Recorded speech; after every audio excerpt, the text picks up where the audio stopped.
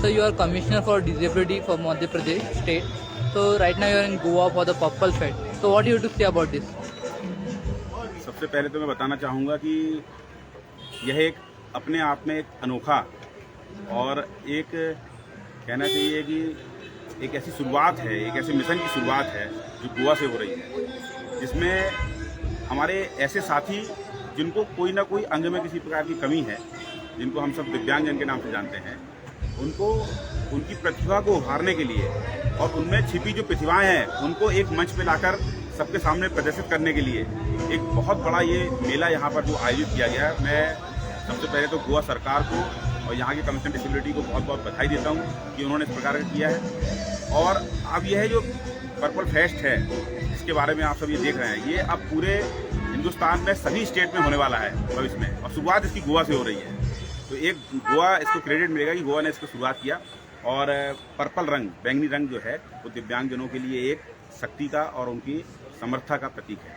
तो हम सब इसमें आकर के हमने बहुत सी चीज़ देखी और बहुत ज़्यादा दिव्यांगजनों को उनके जो कॉन्फिडेंस है, उनकी जो सोच समझ की जो क्षमता है वो आपस में मिलकर के और ज़्यादा बढ़ गई है। सर आपने पर्पल फेस्ट में विजिट भी दिया है अभी, और आपका एक्सपीरियंस कैसा रहा?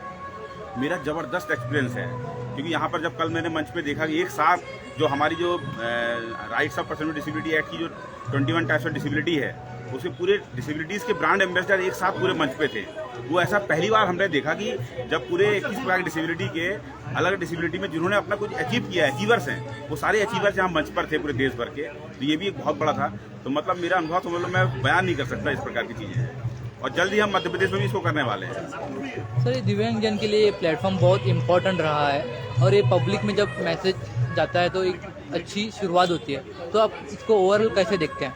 देखिए क्या है कि दिव्यांग कोई अलग नहीं है हमसे, और पहले हम लोग इंक्लूसिव एजुकेशन और बाकी चीज़ की बात करते हैं, अब हम इंक्लूसिव सोसाइटी की बात करते हैं कि हम सब एक साथ, दिव्यांग भी हमारे साथ ही रहेंगे, हमारे घर परिवार के बीच भी ये लोग हैं। तो ये पर्पल फेस्ट में सारे लोग यहाँ पर आए हुए हैं, दिव्यांगजन भी आए हुए हैं, दिव्यांगजन के लिए काम करने वाले लोग भी आए हुए हैं, और कई ऐसे भी लोग, बहुत से लोग आए हैं जो कि पहली बार यहाँ पर आए हैं। तो वो सब आकर के देख रहे हैं कि यार इतना अच्छा, इतना ज़बरदस्त परफॉर्म कर रहे हैं, डांस कर रहे हैं, गाना गा रहे हैं, और इतनी सब सारी चीज़ें यहाँ पर वो बना रहे हैं।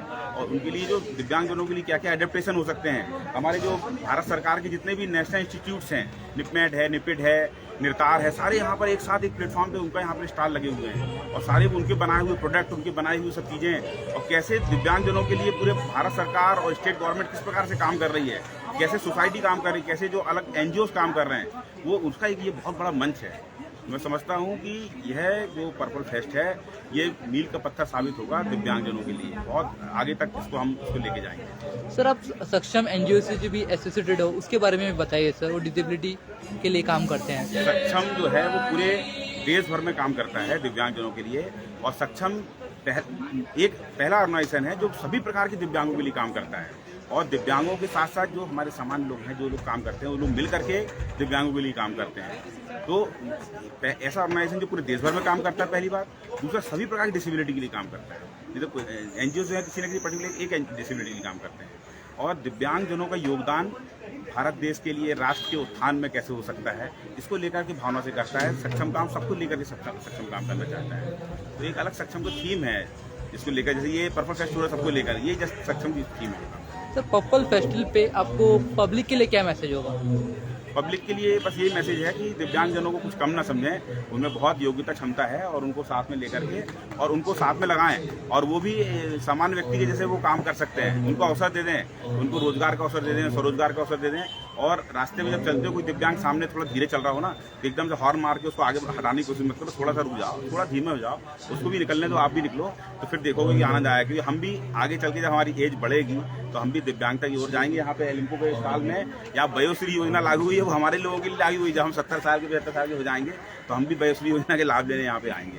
इसलिए दिव्यांगता मेरे से खुद का जुड़ा विषय है, किसी दूसरे का नहीं है। मेरा स्वार्थ है कि बाहर बैरियर फ्री वातावरण हो, उनकी सुविधाएं बढ़े, उनके लिए सब बढ़े। वो किसी दिव्यांग के लिए नहीं, मेरे स्वयं के लिए है वो, कि मैं भी आगे चल के दिव्यांग हो सकता हूँ। सर आपके बारे में बताइए। मैं संदीप रजक हूँ, और मैं मध्य प्रदेश का डिसेबिलिटी कमिश्नर हूँ। Thank you so much sir. क्या चिंता जी।